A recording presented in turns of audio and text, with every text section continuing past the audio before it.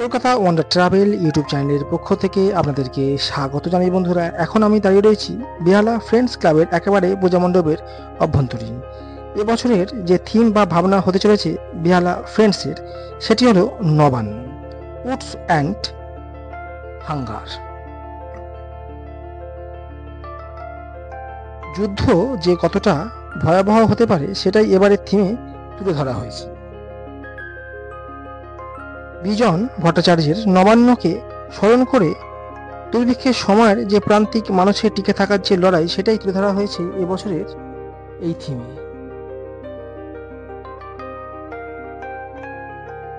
মণ্ডপে এলে আপনারা দেখতে পেয়ে যাবেন যে যুদ্ধের জেতা হারার মাঝে যে ক্ষুধা, বাসস্থানের যে ধ্বংসস্তূপ, সাধারণ মানুষের সম্পদ লুট, যারা মসনদে বসে যুদ্ধ করায় তারা সেসব সহজেই এড়িয়ে যায়, আর আমরা দূর থেকে বসে যুদ্ধকে অনেক সময় বিনোদনের মতোই দেখি।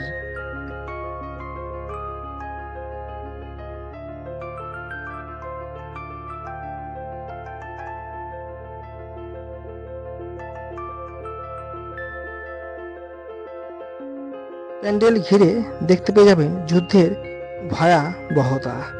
এই যুদ্ধের লড়াইয়ে ব্রিটিশ এবং ভারতীয় পুঁজিপতিরা কেড়ে নিয়েছিল আমাদের ফসল, যার ফলেই ঘটেছিল ভয়াবহ 43-এর মন্বন্তর। দ্বিতীয় বিশ্বযুদ্ধের নামে তারা ছিনিয়ে নিয়েছিল আমাদের মেহনতের সোনার সম্পদ, আর আমাদের দিয়ে গিয়েছিল শুধু মায়ের ক্ষুধার্ত সন্তানদের বাঁচানোর আর্তনাদ আর পঙ্কপালে ভরা গ্রাম শহরের আকাশ।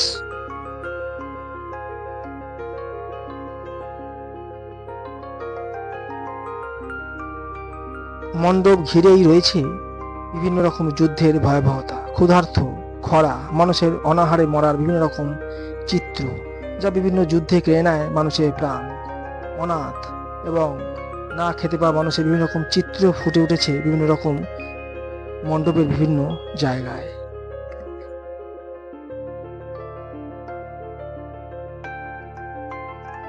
বিংশ শতকের বঙ্গদেশে যখন অশান্তির আগুন ছড়িয়েছিল, তখন সেই আগুন আম বাঙালির ঘর পর্যন্ত পৌঁছে গিয়েছিল। এই সমস্ত চিত্রই কিন্তু মণ্ডপের বিভিন্ন অংশে আপনারা দেখতে পেয়ে যাবেন।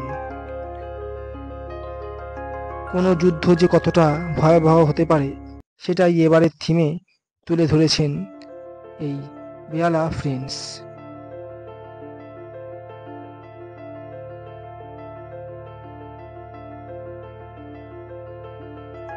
যুদ্ধের ফলে অশান্তির ভয়াবহতা, দুর্ভিক্ষ, খরা, মানুষের খেতে না পাওয়া বিভিন্ন রকম দুর্ভিক্ষের ছবি ফুটে তুলেছে বিভিন্ন রকমের ছবির মাধ্যমে মণ্ডপের বিভিন্ন অংশেই, তাই আপনারা দেখতে পেয়ে যাবেন। মণ্ডপ নির্মাণ করতে ব্যবহার করা হয়েছে সিমেন্ট, বালি, কাঠ, লোহা, বিভিন্ন রকম বস্তা প্রভৃতি সামগ্রী দিয়েই বানানো হচ্ছে এই মণ্ডপটি।